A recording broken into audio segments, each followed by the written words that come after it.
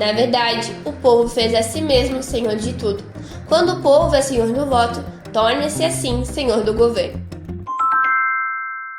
Olá, aqui é o Elas e os Anti-Heróis, um episódio único contando a história da Constituição Ateniense.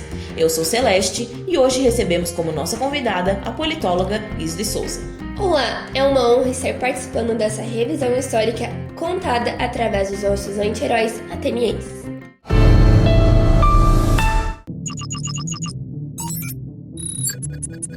Estamos situadas na Hélade, a atual Grécia, vivendo durante a Antiguidade Clássica, mais especificamente no berço do pensamento político, Atenas. A partir do século VI a.C., ela entra na história como a primeira constituição, definida por Aristóteles como um regime político que basicamente é a ordem das magistraturas da época. Estamos no coração da cidade, na Ágora, onde as leis eram debatidas e aprovadas na Pinix, símbolos da democracia ateniense. Os seus cidadãos tinham voz e direitos de voto. É bom lembrarmos que nem sempre foi assim, Celeste. Na primeira mudança da Constituição, quem tinha direito à cidadania eram pessoas que tinham capacidade de se equipar com polícias, que basicamente é uma infantaria pesada, livres e nascidas de berço de ouro, de pais legítimos, sendo assim, filhos legítimos. Outro aspecto importante desse momento é a escravidão.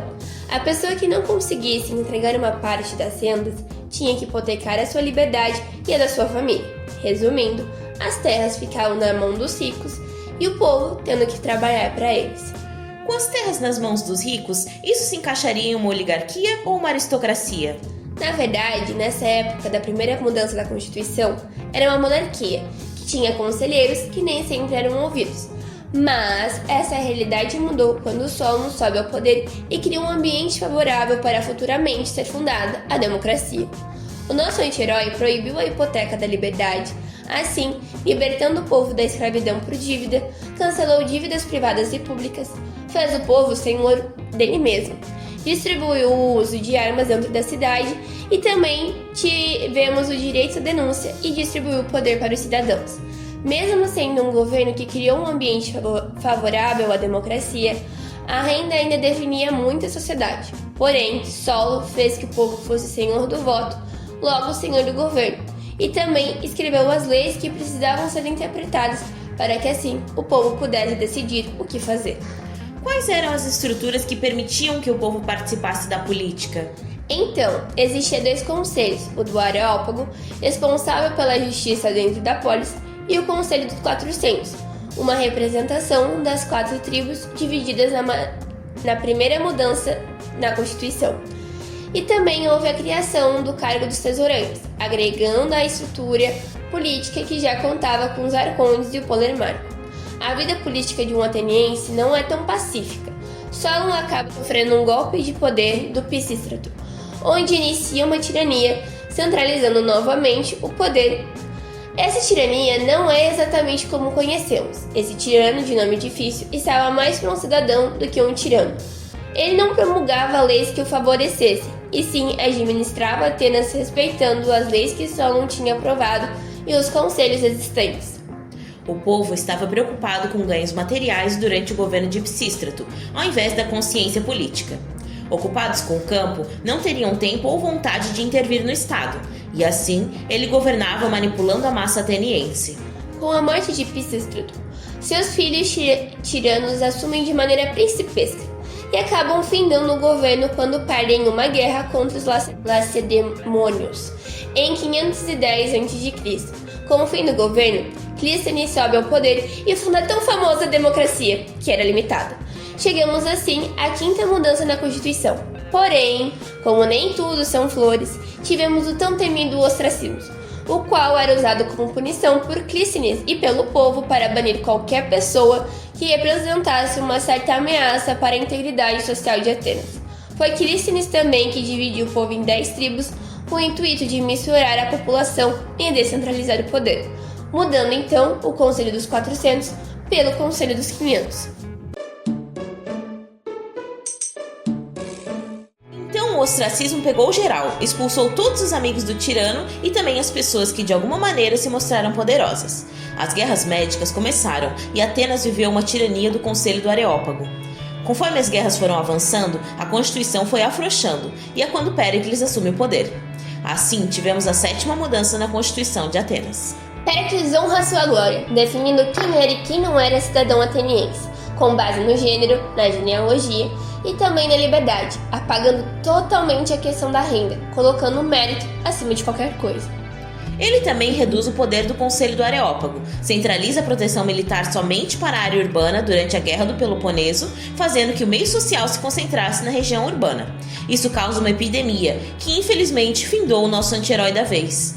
Péricles talvez tenha sido mais herói do que um potencial vilão, mesmo que tenha envolvido dinheiro na política que levou à corrupção social de Atenas. E foi no tempo dele que Atenas estava no seu auge e se tornou o centro da Hélade por cerca de 30 anos. Com a morte do nosso herói, Atenas teve alternância de poder.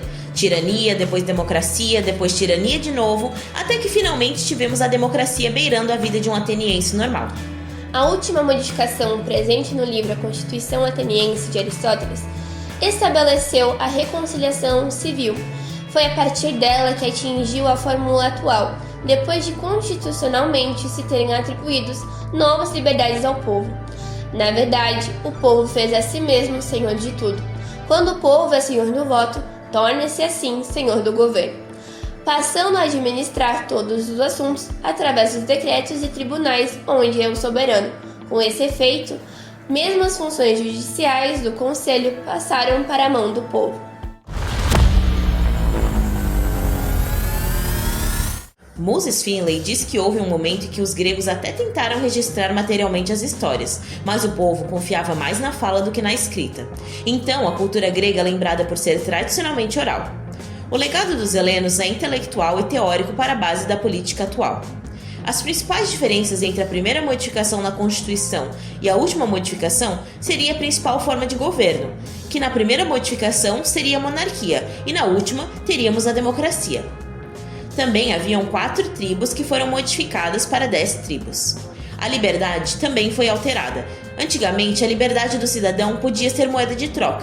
Já na última modificação, seria algo insubstituível.